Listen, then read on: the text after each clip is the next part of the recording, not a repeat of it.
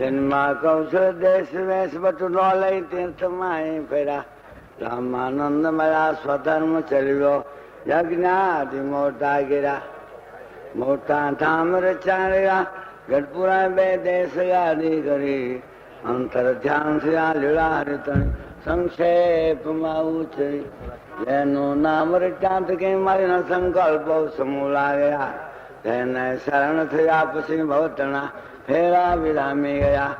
જેના ગાંધ શોધ છે હરિજન લો હર્ષથી એવા યજ્ઞ પુરુષ દાસ તમને ભાયે નમો બ્રેજોલો સહેજાન સ્વામી મહારાજ, અક્ષર પુરુષોત્તમ મહારાજ, શાસ્ત્રી મહારાજ. જો આપણે નારાયણ સ્વામીએ પ્રમુખ સ્વામીએ સ્વામીનો અદભુત મહિમા કર્યો. જીવનથી તે જન્માથી પ્રગટ થયા સુધીના બધા ચરિત્રો આ ગ્રંથમાં વર્ણવ્યા છે. તેમ છતાં નારાયણ સ્વામી બધું આપણે સમજાવ્યું. એવા જે શાસ્ત્રીમાં સર્વોપરી પુરુષ થઈ ગયા અને આ બ્રહ્માંડમાં સર્વોપરી કાર્ય કર્યું. 3 જાતના કાર્ય સ્વામી કર્યા. એ ઉપાસનાનું સ્થાપન કર્યું, બીજું પોતે શાસ્ત્રો રચ્યા, ત્રીજો એકાંત ધર્મ સ્વામી પ્રવર્તાયો. આવી રીતે સ્વામીએ પોતાના જીવન પર્યંત આ કાર્ય ઉપાડન કરેલું છે. તે ઉપર સ્વામીએ વાત કરી. સ્વામિનારાયણ હરિ સ્વામીએ વાત કરી ભગવાનનું ધામ ગુણાતીત છે અને જીવને ગુણાતીત કરવા છે. તો આવી રીતે સ્વામીએ લાખો જીવને ગુણાતીત બનાવ્યા. આ વાત સ્વામીએ પહેલા પ્રકરણમાં કહી દીધું. સ્વામિનારાયણ હરિ સ્વામીએ વાત કરી ભગવાનનું ધામ ગુણાતીત છે, જીવને ગુણાતીત કરવા છે. આપણે આ જ્ઞાન સાંભળ્યું છે, બીજે ક્યાંય બનશે નહીં. આપણે બીજા ન રહેવાય, આ મળ્યા છે તે પણ મૂકેવાનું છે એવું એને આવડે છે. આજનું જ્ઞાન સાંભળીને જાય છે તેને શ્વેતદીપને તેને આનેકોના કોઈ પૂગતા નથી. આનું જ્ઞાન તો ફરંગીને તોપો જેવું છે. આની આગળ બીજાનું જ્ઞાન તો ફટાક્યા જેવું છે. આ તો કહ્યું છે જન્ના ગુણનાથ ઘંટાન શિરે શરણના શ્યામ સુધા. આ રીતે મહિમા બહુ કહ્યું.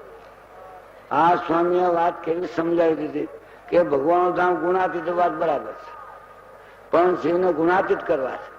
તો સ્વામી ગુણાતીત હતા તો આપણે ગુણાતીત બનાવે. ગુણાતીત એટલે શું? 3 ગુણથી 5. રજોગુણ તમોગુણ વ્યાપે નહીં, એ ગુણાતીત કહેવાય. એવા ભગતજી મહારાજ હતા, જાગા સ્વામી હતા, કૃષ્ણ મહારાજ હતા, બાળમુકુંદ સ્વામી હતા, શાસ્ત્રી મહારાજ સ્વામી એવા હતા. ગુણાતીત સ્થિતિ કેવી રીતે? હાજી ભલા સાધુ હરિકીર સાજા તન કે ઉપાદેતા જય સોય સાધુ માન અપમાન એકતા સુખ દુઃખમાં સંભાવ અહીં કે સુખ અલ્પ હૈ નહીં સ્વનું ચાવાય તન કે ઉપાદેતા જય સોય સાધુ હાજી ભલા સાધુ હરિકીર સાજા તન કે ઉપાદેતા જય. આવી રીતે સ્વામીમાં ગુણ હતા. ક્યાંય સન્માન થાય સ્વામીને સારું ન લાગે, અપમાન થાય બહુ મજા કરે. ગામો ગામ કાઢે, મંદિરમાં પેસવા ન દે, અપમાન કરે. એવી સાધુતાની મૂર્તિ આ કીર્તન ક્યાં લાગુ પડે છે? હાજી ભલા સાધુ હરિકીર સાજા તન કે ઉપાદેતા જય સોય સાધુ સાધુ હરિકીર સાજા તન કે ઉપાદેતા જય સોય સાધુ. સ્વામી ત્યાં બિરાજમાન હતા. એકવાર મોટા કલેક્ટર અને દર્શનાવાળા હતા. ત્યાં સ્વામીને કહ્યું મેં રૂમાલ હારો બાંધો. કે મારે રૂમાલ હારો બાંધવું છે એ બરાબર છે, એને દર્શન કરવા કરશે નહીં, પણ હું તો છે એમ છે. તો આવી સાધુતા થથાવા નહીં. હાજી ભલા સાધુ હરિકીર સાજા તન કે ઉપાય લાલચ લોભ હરામ હૈ લઈને જાખે દામ. લાલચ લોભ હરામ હૈ લઈને જાખે દામ. નારી નાગણી સમત ગયે હરે ઘટે નિરંતર રામ. તન કે ઉપાદેતા જય સોય સાધુ હાજી ભલા સાધુ હરિકીર સાજા તન કે ઉપાદેતા જય. લાલચનો હરામ હે. પોતાના દેહ ને તે કોઈ પણ ચીજ પોતે નહીં કહેલી. હરામ જે વસ્તુ ભગવાન પરાયણ પોતે વર્તતા અને પ્રવૃત્તિ માર્ગ ભગવાનનું મંદિર બાંધવા એ તે જે સેવા કરે પરમાર્થ પોતાના દેહ ને થઈ આ ખેતર એમાં લાગુ. લાલચલો હરામ હે રહે ન જાંચે દામ નારી નાગણી સંપજે રતે નિરંતર રામ તન કે ઉપાધિતા જય સોય સાધુ આજે ભલા સાધુ હરિ કી રસાય તન કે ઉપાધિતા જય ત્રીજી કરી કઈ મઠ ન બાંધે મમતા કરી સખતા કી ત્યાગ કબુ ક્રોધ ન ઉપજે સો સાતા વૈરાગ્ય તન કે ઉપાધિતા જય સોય સાધુ. પોતાના માટે કોઈ મકાન જે બાંધેલી પરમાર્થે બધા મકાનો બાંધેલા મંદિરો બાંધેલા એમાં સૌ સાથે શું રહે. મઠ ન બાંધે મમતા કરી સખતા કી ત્યાગ કબુ ક્રોધ ન ઉપજે. કોઈ ક્યારે સ્વામીને ક્રોધ ન છે પણ કોઈ નિયમ કરતો તો લગાવે એમાં ફેર ન પડે. દેહ ને છે ને હાજી ભલા સાધુ હરિ કી રસાય તન કે ઉપાધિતા જય.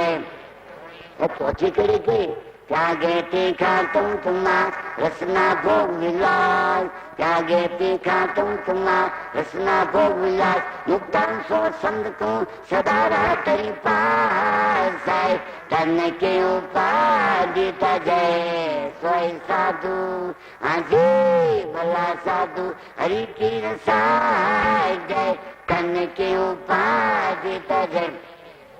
એક વર્ષ ગામમાં ગયા ને પતંગ નહોતું હું નહીં જમું કે થાળીમાં મારે ન જમવા આવો નિયમ પોતાનો પથ્થરમાં જમે ને બીજો કોઈ વસ્તુ નહીં. કે ત્યાગે તીખા તુમ તુમા રસના ભોગ વિલાસ મુક્તાન સો સંત કો સદા રાહ તરી પાસ તન કે ઉપાધિતા જય આજે ભલા સાધુ હરિ કી રસાય જય તન કે ઉપાધિતા. એવી રીતે સ્વામી જયારે કોઈ કે સ્વામી પહોંચી ગયા છે પણ પહોંચ્યા નહોતા. 11 વાગે એટલે પોતે સ્નાન કરી અને પોતે કથા વાર્તા કરી રાતના 3 વાગ્યા સુધી પોતાનું હુવાનું એવું નહીં કરે. જો પોતાના દેહ નો અનાજ હાજી ભલા સાધુ હરિ કી રસાય ને 24 કલાક ભગવાન સમયની વાતો એમાં જાય કોઈ પણ ખાલી નહીં. હાજી ભલા સાધુ હરિ કી રસાય તન કે ઉપાધિતા જય સોય. આવી રીતના જે સંત સાક્ષાત પુરુષોત્તમના લખન રહેલા એવા સંત આપણને મળ્યા છે એનો જેટલો મહિમા ન ગયેલો ઓછો ને જેટલો મહિમા એનો કહેલો સંત આપણો થશે. પ્રથમ 67 નું વચનામત છે મજૂર 67 નું વચનામત કે જેવા ગાય એ પોતે થાય જેવા ગાય થાય તો જો મીઠાનો દરિયો ભર્યો છે મંજનું પાણી ભરી લેલું આપણે કામનું તેમ જેટલો મહિમા સમજી આપણો થઈ તો આપવાના પર. આવી રીતે સ્વામીનો મહિમા જાણી આપણે આનંદ કરવો પોતાના આપણા બ્રહ્મરૂપ માની ભક્તિ કરી. જો આપણને નંદાસાહેબ જેવા સ્વામી આપ્યા લો એટલે આપણે ક્યાં જે વસ્તુ મળે. નંદાસાહેબને સ્વામી દ્રષ્ટિ કરી દીધી એવા મોટા કઈ પ્રદાન થશો એમ સ્વામી કહેલો તો આ પદવી આ બેઠા લો એ સ્વામીના આશીર્વાદ નો ફળ છે. એ વસ્તુ ક્યાંથી આપણને મળે. આખો સત્સંગ ધ્રુજી ગયો કે સાહેબ ધન છે. મારે કહેવા હેતુ શું છે આવી રીતે સ્વામી પોતે આવા પત્યા આવા સંતો પત્યા પ્રમુખ સ્વામી ગયા મોટા સ્વામી જેવા અક્ષર સ્વામી મોટા થઈ ગયા જે મંદિરો બાંધ્યા એ તમે સંતો જોયા હોય. બોટાદમાં જયારે પથ્થર આવે ત્યારે સોમા ભગત કોઠારી તે પથ્થરથી પહેલા રેલવાળા છે એવા મજૂર કરી મજૂર અમારે જોઈતા હોય એ જેપું કે 50 મહિના પાછળ જેપું કે એવા 4 વેગન આવેલા 1 કલાક વેપારી નાખેલો આમ જે રડતા મૂકે ને થતું હોય. આવા સંતો લાવેલા હનુમાન જેવા લાવેલા એમાં મજૂર કરવો ન પડે કોઈ પૈસો આપવો ન પડે જાતે ચાકડો સંત કરતા. આ કહેવાનું હેતું આવી રીતે સંતો સ્વામી આવી રીતે સંતો પચ્યા ત્યારે ગુરુ કેવા જોઈએ એનું વર્તન કેવું જોઈએ એના શિષ્ય કેવા પાક્યા જોઈએ એ 3 જણ ગુરુ કરવા એવા એ સ્વામી આપણને મળ્યા છે. માટે બધા અહીંયા સમજવામાં ભેગા થયેલા છે. બધાને સંપૂર્ણ આશીર્વાદ છે. મારા સુખી રાખે. બોલો સહેલાન સ્વામી મહારાજ.